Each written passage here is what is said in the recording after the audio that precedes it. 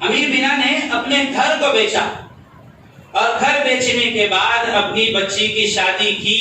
بچی جب سسرال کے اندر پہنچی تو اس بچی کو پتا چلا کہ میرے باپ نے اس گھر کو بیچ دیا.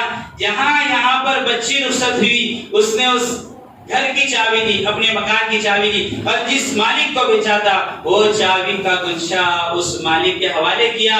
اس بچی کو جب یہ خبر ملی تو غم کے مارے ہی وہ اسی وقت مر گئے, غم کے مارے. تو اس وقت امیر بنا نے, وہ شعر میں نے لکھا ہے, تو اس وقت امیر بنا نے ایک شعر کہا تھا, اب آیا یاد اے آرام جا اس نامرادی میں, اب آیا یاد اے آرام جا اس نامرادی میں, کفن دینا تجھے ہم بھولے تھے سامان شادی.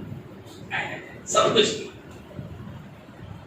کبٹ بھی دیا, فریج بھی دیا, گاڑی بھی دی, اے سی بھی دیا, بستر بھی دیا, سب کچھ دیا, صرف کفن دینا باقی رہ گیا تھا. کاش کہ میں تیری سامان شادی کے اندر کفن بھی دے دیتا تو سارے کا سارا معاملہ ختم ہوتا. کفن دینا بھول گیا سامان شادی. تو بڑی بے غیرتی کی بات ہے, بڑی بے شرمی کی بات ہے کہ بچی والوں کو, دلہن والوں کو اتنا مجبور کیا جائے, اتنا مجبور کیا. اس سے پہلے کچھ لوگ آئے تھے بجنور والے, تو میں نے 2-4 باتیں اس طریقے سے کہی تو بہت سارے لوگوں کو غصہ آ گیا اس کے اندر کہ ارے مولانا صاحب ایسا کیسا بول دیے, ارے ایسا کیسا بولے, تو جو جیسا تھا ویسا ہی بولے, اپنے من سے تو نہیں بولے. میں خود یہاں پر شریک ہوا 1-2 جگہ پر. اتنی مٹھائیاں صاحب, کاجو بادام الگ ہے, مٹھائیاں الگ ہے, اور پھر سویٹس الگ ہے, اور الگ الگ افلاطون اور پتہ نہیں کیا کیا کیا کیا کیا کیا. مطلب ہے کہ صرف دیکھنے آیا ہے تو 25-50 ہزار تو ایسے ہی, اور اگر منع کر دیا تو وہ سارا تو پیسہ ضائع ہو گیا. یہ کہاں سے آیا بھائی, یہ کہاں سے؟ اب یہ اس طریقے سے لڑکی والوں کو اگر ستایا گیا, اس طریقے سے ان کے اوپر ظلم کیا گیا, تو بتاؤ اللہ کی طرف سے عذاب نہیں اترے گا تو کیا اترے گا؟ کتنی بڑی خرافات ہے, کتنی بڑی گندگی ہے. حضرت فاطمہ رضی اللہ تعالی عنہا کا جب جناب محمد رسول اللہ صلی اللہ علیہ وسلم نے نکاح کیا, کون سی بارات تھی اور کون سا جہیز تھا؟ لوگ کہتے ہیں کہ اللہ کے نبی صلی اللہ علیہ وسلم نے جہیز دیا. حضرت فاطمہ رضی اللہ تعالیٰ کو بالکل نہیں, بالکل غلط. حضرت فاطمہ رضی اللہ تعالیٰ عنہ کو آقا مدنی نے کوئی جہیز نہیں دیا. وہ حضرت علی رضی اللہ تعالیٰ عنہ نے اپنی زیرہ بیچی, اور اس سے جو مال آیا تھا حضرت عثمان غنی رضی اللہ تعالیٰ عنہ نے خریدا, پھر اس سے کچھ چیزیں خریدی گئی.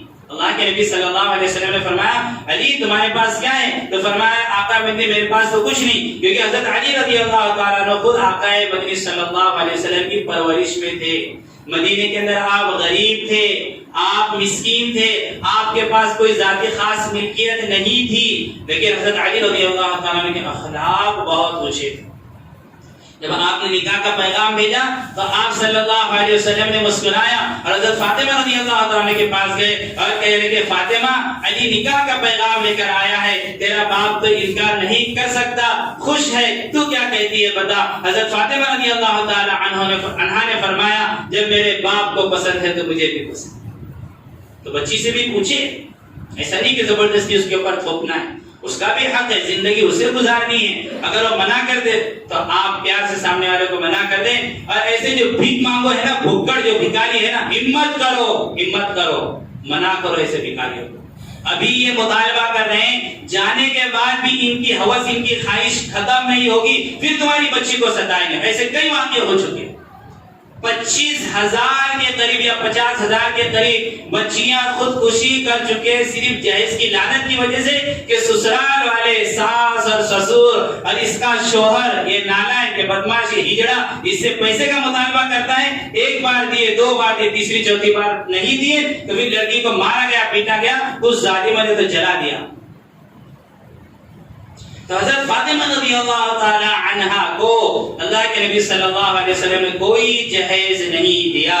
آپ آپ نے حضرت علی رضی اللہ تعالیٰ سے فرمایا تمہارے پاس کیا ہے؟ زنا ہے، کہ اسے بیچو اور جو ضرورت کی چیزیں ہیں گھر کے اندر جو لگتی ہے اس سے لے لو۔ تو پانی کا ایک مشکزہ جو ضرورت کی چیزیں تھی، اور چکی آٹا چلانے کی چکی، اسی طریقے سے کھجور کی کھال کا کچھ بستر، یہ کچھ دو چار چیزیں تھی، چار پانچ چیزیں تھی جو حضرت علی رضی اللہ تعالیٰ عنہ نے زرا بیچ کر حضرت عثمان غنی رضی اللہ تعالیٰ عنہ سے خریدا، اور پھر اس کے بعد انہیں کو ہدیہ دے دیا، کہا کہ میں اپنے دوست کو پھر زرا ہدیہ دے دوں۔ تو اس سے یہ چیزیں دی تھی۔ تو جہیز جیسی لعنت کہیں پر بھی نہیں ہے۔ اللہ کے لیے اس چیز کو ہم ختم کریں، اور ختم میں اور آپ ہی کر سکتے ہیں۔ اور دیکھو ہمارے پاس بیٹا ہے نا، تو نیت کرو انشاءاللہ کسی کی بھی بیٹی لائیں گے تو ایک جوڑے کے اوپر لائیں گے انشاءاللہ۔ تو انشاءاللہ آپ مسجد کے اندر بیٹھے ہوئے، ہاں یہ سامنے کچھ اور ہوتا ہے، پیچھے کچھ اور ہوتا ہے، اچھے اچھے دیندار، اچھے اچھے، ارے کوئی نہیں دیکھ رہا ہے، صرف داڑھی ٹوپی اور نماز پڑھنے کو ہم نے دین سمجھا ہے، اور باہر نکل کر کیا خرابت، لوگوں کو تو دھوکہ دے سکتے ہو، میرا رب دیکھ رہا ہے، ان تعبد اللہ کانک تراہ فإن لم تکن تراہ فإنہ یراک۔ یہ حاجی بنا ہوا، باجی بنا ہوا، قاضی بنا ہوا ہے، لوگوں کو دکھاتا ہے میں 10 حج کر چکا ہوں، میں عمرے کر چکا ہوں، اور میں حاجی ہوں، اور میں دیندار ہوں، میں نمازی ہوں، اور باہر جا کر بیٹی والے سے بھیک مانگتا ہے، شرم آنی چاہیے اسے۔ یہی دینداری ہے، نماز روزہ پڑھنے نا دینداری ہے، اور باہر جا کر خرافات کرے، انسانوں کو دھوکہ دے سکتا ہے، میرے رب کو ذل جلال کی قسم وہ رب کو دھوکہ نہیں دے سکتا۔ بھائی جیسی کرنی ویسی بھرنی، نہ مانے تو کر کے دیکھ، جنت بھی ہے جہنم بھی ہے، نہ مانے تو مر کے دیکھ۔ اگر اپنے بیٹوں کے لیے لڑکی لاؤ گے بغیر پیسوں کے، انشاءاللہ ثم انشاءاللہ اللہ کی ذات سے امید ہے آپ کی بچی بھی ایسے گھرانے کے اندر جائے گی، آپ کو 1 روپے کا خرچ نہیں ہوگا انشاءاللہ۔ جیسی کرتے ویسی بات، آپ ہمت کریں اپنے بیٹے کے لیے۔ ارے بھائی کسی کا دیا ہوا ہم کب تک کھائیں گے؟ کتنے بڑے بادشاہ دیکھو، حیدرآباد کے اندر جا کر دیکھو کتنے محل ویران پڑ چکے ہیں،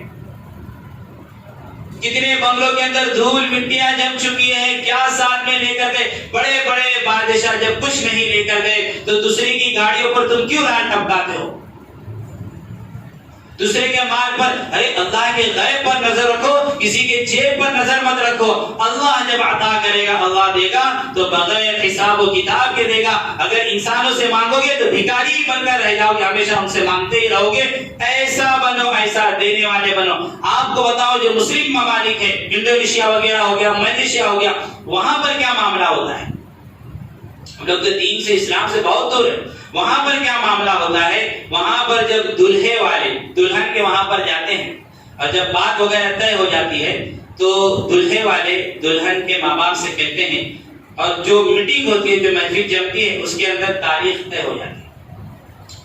تو یہ دلہے والے کہتے ہیں کہ ہمارے یہاں سے 25-50 لوگ مثال کے طور پر آئیں گے، آپ بتائیے آپ کے یہاں سے کتنے آئیں گے؟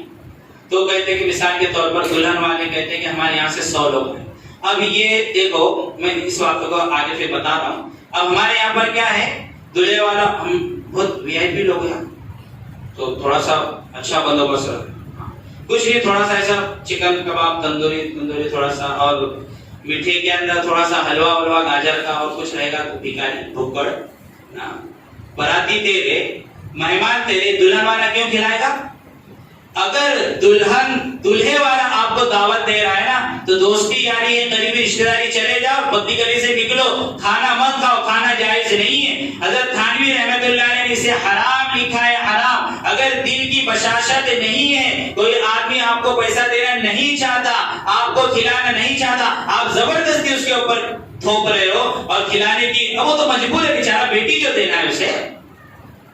ہمارے یہاں سے 200 لوگ آئیں گے، ہمارے یہاں سے 300 لوگ آئیں۔ حضرت تھانوی رحمۃ اللہ علیہ نے لکھا ہے کہ جو خوشی کے ساتھ نہ دے اور آپ سامنے والے سے پیسہ لے لے یا کھانا کھا لے، یہ حرام ہے، حرام ہے، حرام ہے، آپ کے لیے جائز نہیں ہے پیسہ۔ چاہے وہ مسجد کا معاملہ ہو، چاہے وہ مدرسے کا معاملہ ہو، یا براتی کا معاملہ۔ کوئی مولوی صاحب بیچارے ایسا کرتے ہیں، دوستی یاری، رشتہ داری ہے، دور کا رشتہ، پیسہ، ارے صاحب نہیں 500 کی 1000 کی براتی، یہ بھی غلط ہے۔ جو خوشی سے دے رہے تھے، مسجد والے تو خوشی سے، جو سامنے والا دے، برات والے، برات کا تو تصور ہی میں نے آپ کو بتایا۔ آقا مدینہ جناب محمد رسول اللہ صلی اللہ علیہ وسلم نے 11 نکاح کیے, کہیں پر برات کا ذکر نہیں. ایک مرتبہ سفر ہو رہا ہے, حضرت صفیہ رضی اللہ تعالی عنہا سے اسی وقت آپ کا نکاح ہوا, کوئی برات نہیں, کچھ نہیں, چند صحابہ کرام تھے. آپ نے کہا کہ بھی دسترخوان بچھایا جائے, اس کے اندر گھی, پنیر اور کچھ کھجوریں, کہا کہ یہ ہو گیا ولیمہ, یہ ہو گیا نکاح. سادگی ہے. ساری خرافات ہم نے, بکری ہو رہی ہے, بیٹے کو بیچا جا رہا ہے, ارے وہ تو ٹو ویلر دے رہے صاحب, آپ کیا دے رہے ہو؟ بھکاری کو تو آپ 2 جوتے دیتے تجھے, جوتے دیں گے تجھے, اور کیا دیں گے؟ ایسے بھکاری اور فقیروں کے وہاں پر مت دو اپنی بیٹی کو, ہمت باندھو, اللہ نے آپ کو بچی دی ہے انشاءاللہ. جس گھر کے اندر میرے آقا نے فرمایا پہلے بچی پیدا ہو, بیٹی پیدا ہو, اس گھر کے اندر اللہ تعالیٰ کی طرف سے رحمتیں اور برکتیں نازل ہوتی ہیں. اور جہاں پر پہلی بیٹی ہو وہ عورت نیک اور صالح ہونے کی اس کی علامت لکھی گئی ہے. یہ اشارہ ہے کہ یہ عورت بہت نیک ہے جہاں پر بیٹی پیدا ہو. اور میرے آقا نے ایک جگہ پر فرمایا جو اپنی بچی کی صحیح تربیت کرے, دینداری دے اور اسے نیک بنائے اور اسے صالح بنائے, اسے ادب اور تعلیم دے اور اس کا اچھی جگہ پر نکاح کرا دے, تو میرے آقا فرماتے وہ اور میں جنت کے اندر اکٹھے داخل ہو گئے, فاصلہ ہی نہیں ہے. یہ مرتبہ ہے, یہ مقام. تو وہاں پر کیا ہوتا ہے, ملیشیا, انڈونیشیا وغیرہ کے اندر جو مسلم ممالک ہے, دلہے والا پوچھتا ہے کہ فلاں فلاں تاریخ طے ہو گئی, فکس ہو گئی, تو ہمارے یہاں سے 50 لوگ ہوں گے. اب دلہن والے آپ بتائیے آپ کے یہاں سے کتنے لوگ ہوں گے؟ تو کہتے کہ بھئی 100 لوگ ہمارے یہاں سے ہوں گے. تو اب دلہے والا پوچھتا ہے کہ آپ یہ بتائیں خرچ کتنا ہوگا؟ تو دلہن والے نے بتا بھی 1,10,000 ایسا کچھ خرچ ہوگا, 1.25 لاکھ جو بھی ہے. تو دلہے کا باپ یا دلہا یا جو بھی اس کا ولی ہے, چاچا تایا ماما, دلہے کا باپ اسی وقت چیک بناتا ہے 1.25 لاکھ کا, دلہن کی ماں یا اس کے باپ کے ہاتھ میں دیتا ہے اور کہتا ہے 1 روپیہ آپ کا خرچ نہیں ہونا چاہیے, جو خرچ ہوگا وہ ہمارا ہوگا, آپ اپنی بچی دے دیں, ہم پر احسان.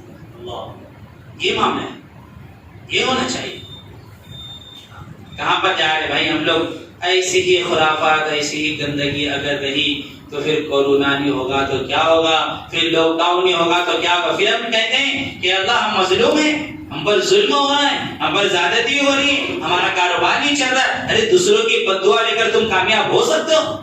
کئی بچیاں ایسی ہیں جہیز کی لعنت کی وجہ سے ان کی عمریں نکل چکی ہیں, 30 سال ہو گئی, 35 سال ہو گئی, شادی کی عمر بھی کراس ہو چکی ہے, اور باپ بیچارہ پریشان ہے, اسے گھٹ گھٹ کے مر جاتا ہے. کئی بچیوں نے خودکشی کر لی, پھانسی لگا لی. وجہ اس کی یہی ہے کہ ان کا نکاح وقت کے اوپر نہیں ہوا. جہیز اتنا بڑا, اتنا اسے شادی کا حصہ بنا دیا, حالانکہ اس کی کوئی حیثیت ہی نہیں.